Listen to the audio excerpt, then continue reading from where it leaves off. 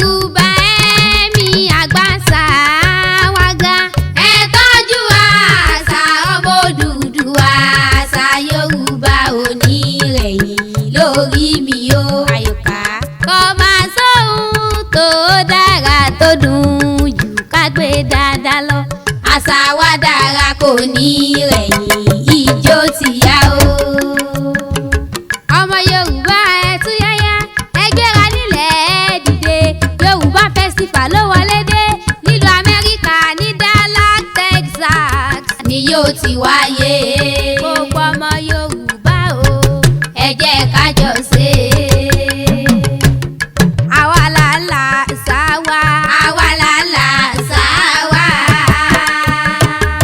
Ọmọ aláṣà ló làṣà, ọmọ aláṣà ló làṣà o. Gbogbo ọmọ Yorùbá o, gbogbo ọmọ Yorùbá lápapọ̀ ẹ súnmọ́ mi níbí o. Ẹ súnmọ́ bí kẹ́ ẹ wá fetí gbé àwọn ọ̀rọ̀ lórí ohun méjì kọ́ rárá. Ọ̀túnba Babájídé Ọládipúpọ̀ bọ́ba ṣèlú lónìí mọ́ kéde Yorùbá festival fún tilé tó oko. Gbogbo ọmọ Yorùbá tó wà nílé àti lókè òkun, ẹ túyáyá ẹ túyáyá, ẹ gbéra nílẹ̀ ẹ dìde. Yorùbá festival ló wọlé dé.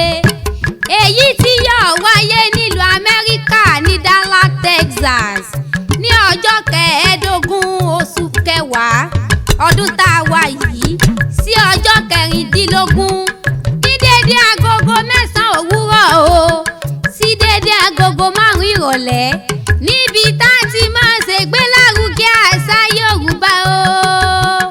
Àṣà Yorùbá ò ní parun lórí ìmí àtiwọ́. Àwọn ètò lóríṣiríṣi tí yóò wáyé níbẹ̀ ni live music, cultural show, art exhibition, Yorùbá fashion show, egúngún kọ́lùsọ àti bẹ́ẹ̀ bẹ́ẹ̀ lọ. Fún ìpolówó àti ìtajà ẹ kàn sí All Black of Africa. Ẹ sì lè pè wọ́n sórí ẹ̀rọ ìbánisọ̀rọ̀ yìí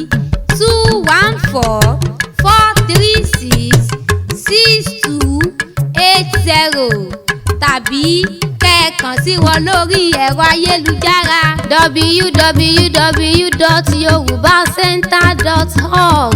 Ẹ jẹ́ ká jọ ṣe é, àjèjì ọwọ́ kan kò gbẹ́rù dórí.